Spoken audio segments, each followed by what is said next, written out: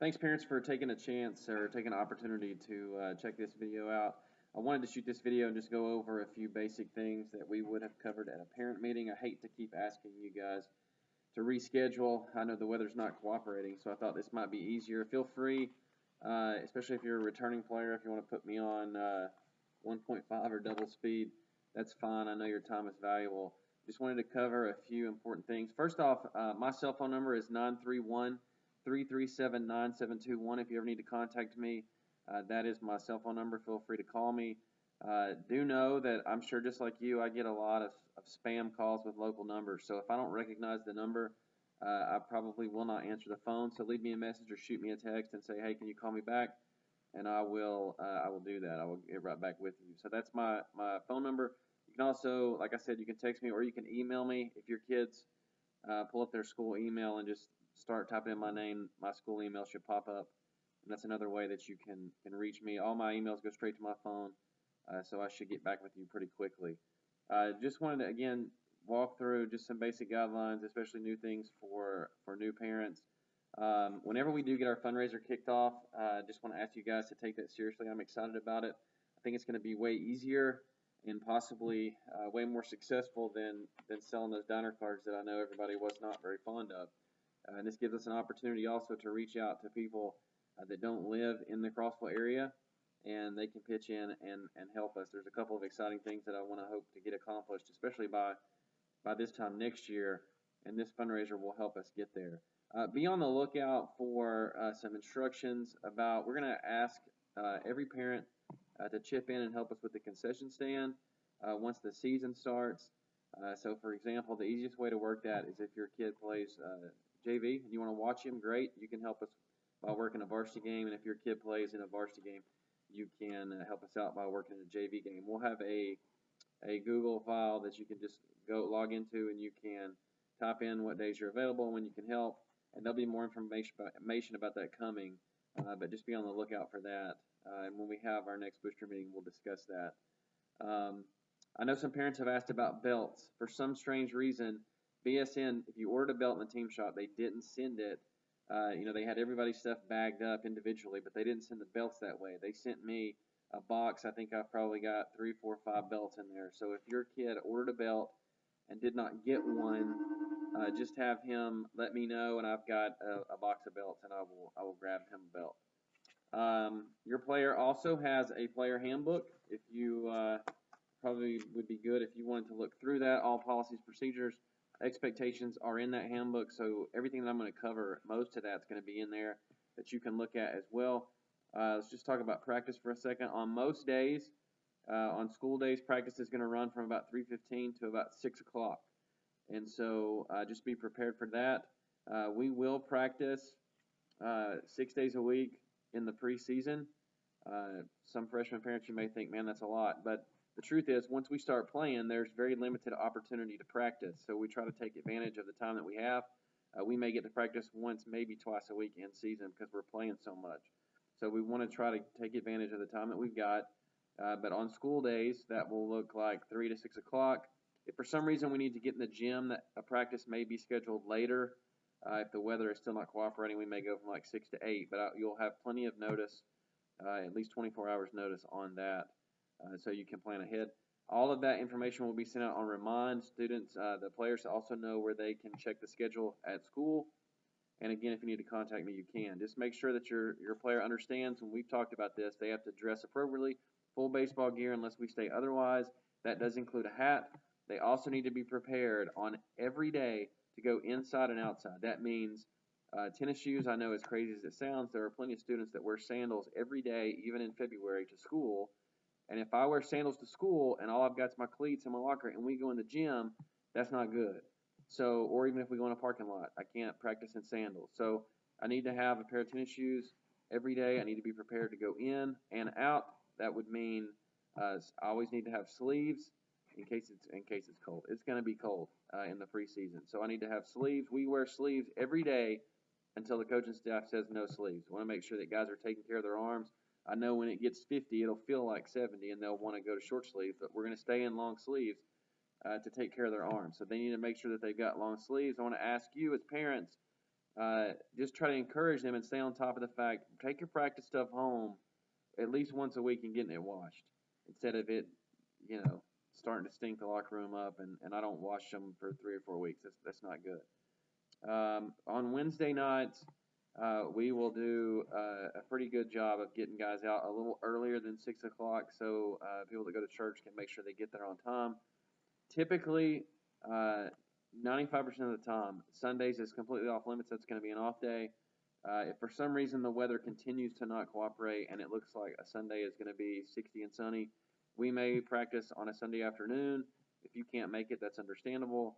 But again, that will be a rarity as long as I'm the coach here. Attendance is required at practice. This is not recreational league. They're expected to be here. We ask that they give us 24 hours notice. If there's some reason, an excused absence, they won't be here. Let's say I've got a doctor's appointment, dentist appointment, a funeral, something. I try to tell the guys, none of that stuff. You don't plan a dentist appointment at 2 o'clock and you're going to be there at 3. Like, that doesn't happen. And so I've asked them, especially younger guys, get in the habit of communicating with your parents, and parents communicate with your son. Hey, you've got a doctor's appointment. You need to make sure you let coach know. I ask that I get 24 hours notice because we spend a lot of time putting the practice schedule together. If we're going to scrimmage each other, I've got players moving positions every so often, and if one kid's not there, it creates a big problem that takes a little while to fix. So if you could give us as much notice as possible on that, I would appreciate it. One thing that I want to ask, and I want to be general about this, but I'm still getting a few emails or text messages from parents about a athlete not going to be at workouts or not going to be at practice. Okay, as hard as that is and difficult as that is for some freshman parents, stop. I've communicated with your son. I'm trying to teach communication, and we'll talk a little bit more about communication here in a minute. But we live in the day and age of cell phones, and communication is a lost art. I want your son to communicate with me just like he's going to have to communicate with an employer down the road if he's not going to be present.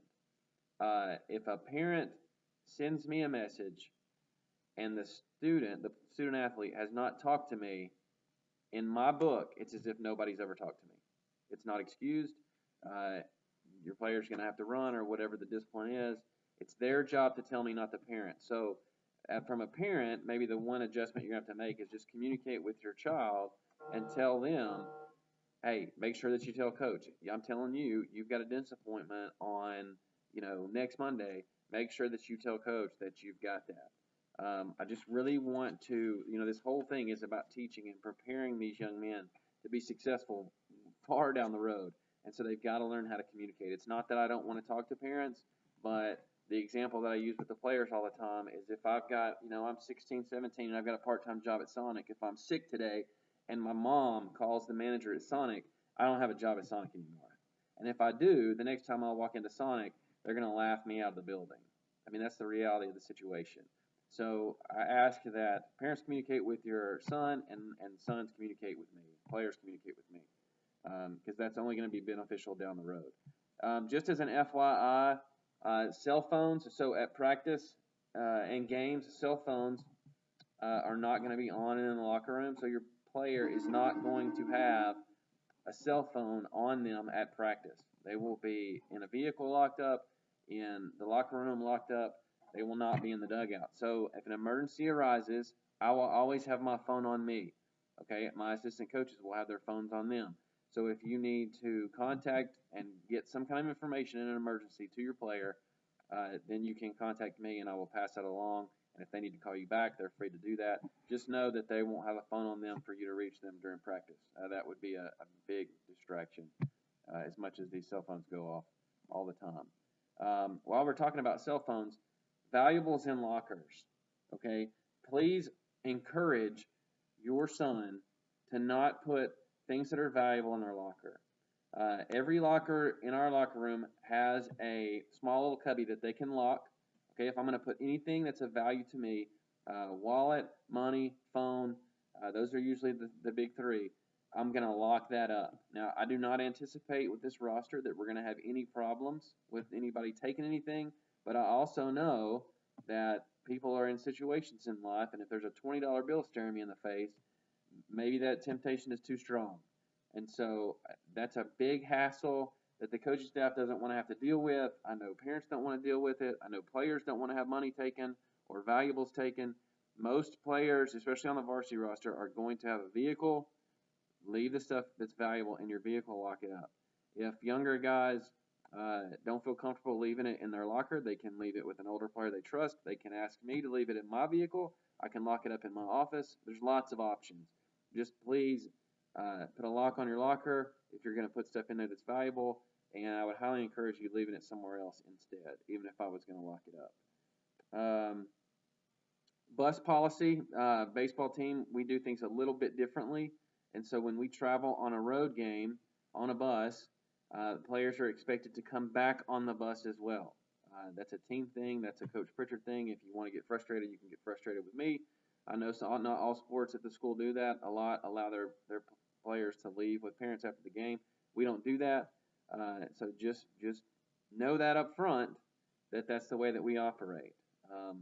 We do make some rare exceptions. For example, let's say that you've got a relative that's in from out of town, and you want to go out to eat after the game. That's fine. Again, 24 hours notice or ahead, just let me know, and we'll take care of that. It's not a big issue.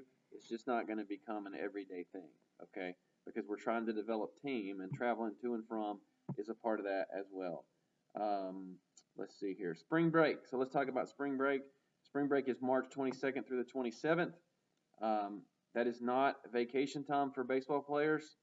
Just to be clear on that, that is part of the deal with playing baseball, coaching baseball, having anything to do with baseball, is you don't get spring break. Now, we're going to play, and we're going to have a great time during spring break, but players are expected to be there. Now, here's how this is going to break down. We're going to do things just a hair different this year because of all the COVID stuff, but we will establish our varsity and JV rosters by sometime at the very beginning of March, sometime at the first week or two of March. Okay, so during spring break on Monday and Tuesday, there are games for both varsity and JV. All right, so both varsity and JV players are expected to be there on the Monday and Tuesday of spring break. Now, after that Tuesday game, the JV only will be off for the rest of the week. Okay, so they only are responsible or required to be there on Monday and Tuesday of spring break week. Wednesday through Saturday, the varsity will have some games out of town, and we're going to have a good time and play baseball, but varsity only will make that trip on spring break this year. So if you got any questions about spring break, let me know. And young parents of young players, just make sure that you know ahead of time, looking into the future. I mean, we're going to play on spring break. We only get 6.5 weeks to play, and so we're going to take advantage of every day that we get to play. Game uniforms. Parents, please do a decent job of, I would highly encourage you, I'm not the parent, and it's none of my business, but I would highly encourage you to train your sons to wash their own stuff. Now, these uniforms are not super cheap, so I would guide them through the process the first couple of times if you're going to do that, just so to make sure they don't bleach anything. But make sure that they're bringing stuff home. All right, if I play on a Monday, that uniform should come home with me on a Monday. It shouldn't be wadded up and balled in my locker. Right? We don't need guys going to away games with dirty pants and dirty jerseys looking like a bunch of bums. We're a first-class program, and we try to act like a first-class program and project ourselves as that, and it's hard to do that when players don't take care of the stuff they have and don't wash their uniforms. So if you could help me out with that, I would greatly appreciate that. Make sure that you understand the school policy on checking players out on a game day. So it is a requirement of the Cumberland County School Board that students have to be present a half a day of school in order to play that same day. Now, there's no exceptions here. It doesn't matter if I've got a specialist doctor's appointment that is in Nashville and I can't possibly be here at school that day. If I have to go to that appointment, I can't play that day. I have to be in school a half a day.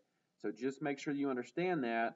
If you have to check your student out for anything, they can't be here first block, go to the doctor's second block, and not come back to school. If they do that, they're not going to be eligible to play that night.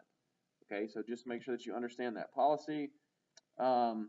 Discipline, for the most part, if we have to deal with any issues, conduct issues, that's going to follow the guidelines of the Cumberland County High School Code of Conduct.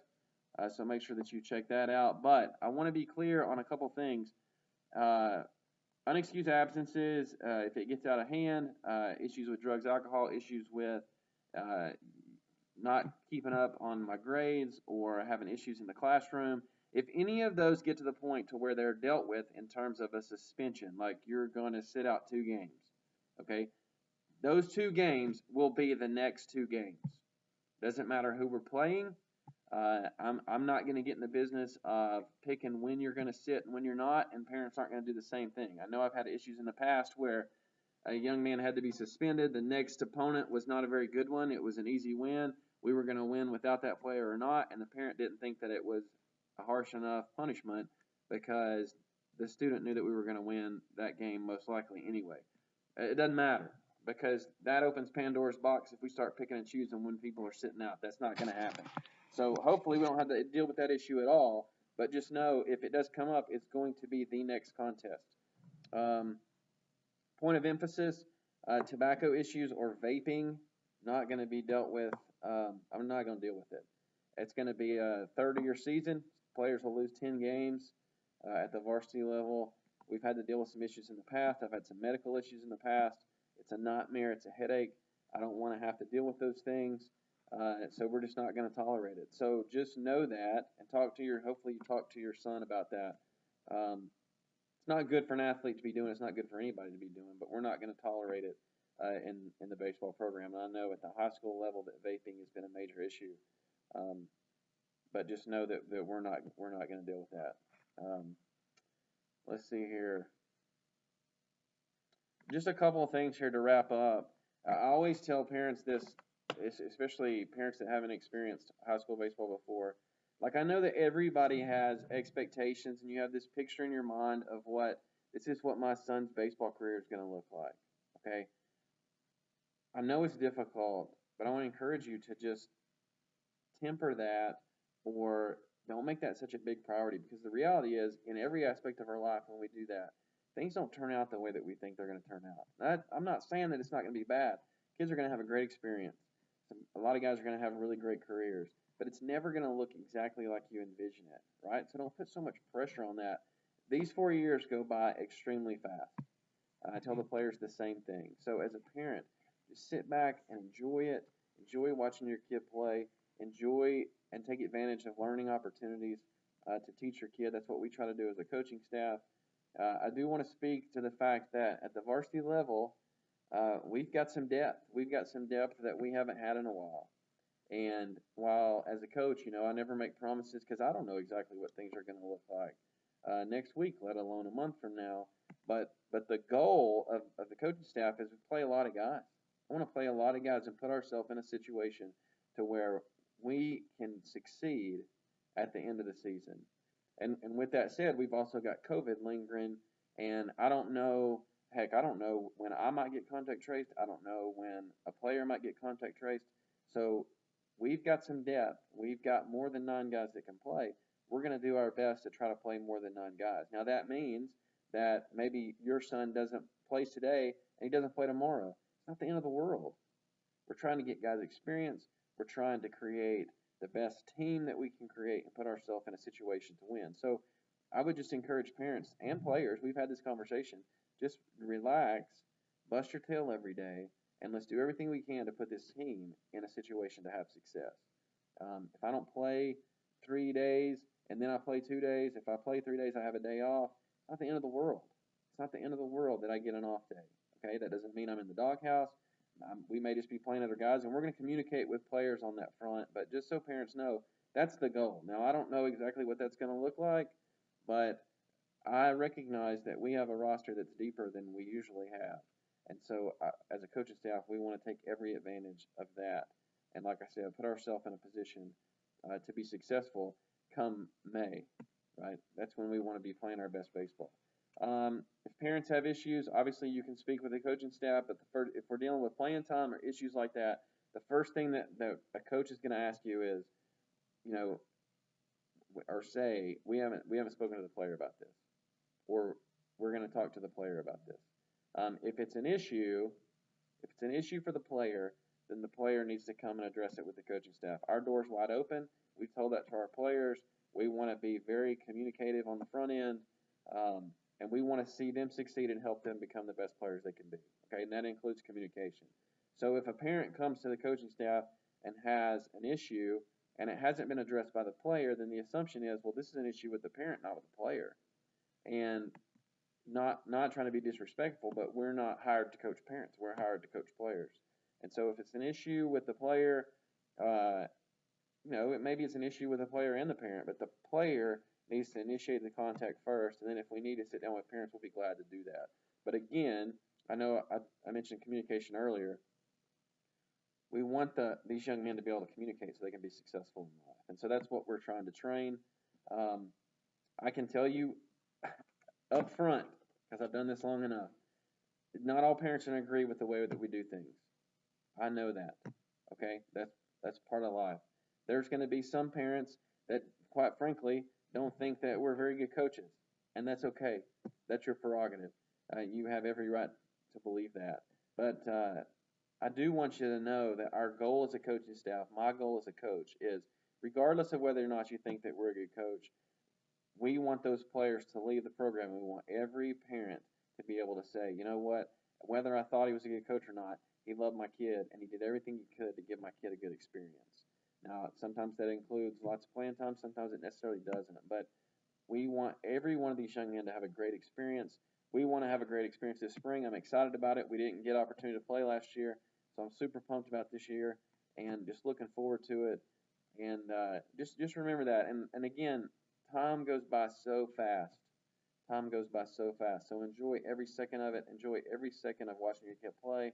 And just be supportive, communicative. If you got issues, like I said, I gave you my phone number, email. Feel free to reach out. And I will let you know when we schedule our next Booster Club meeting. And if there's anything that you have questions about or something that I forgot to cover, then we can do that. But again, just wanted to shoot this video so you didn't have to keep rescheduling. I know that your time is valuable, and that's quite frustrating for you and for me. So hopefully this addresses a lot of the major issues. And again, if you have any questions, feel free to reach out. Looking forward to this season, and thank you for your time.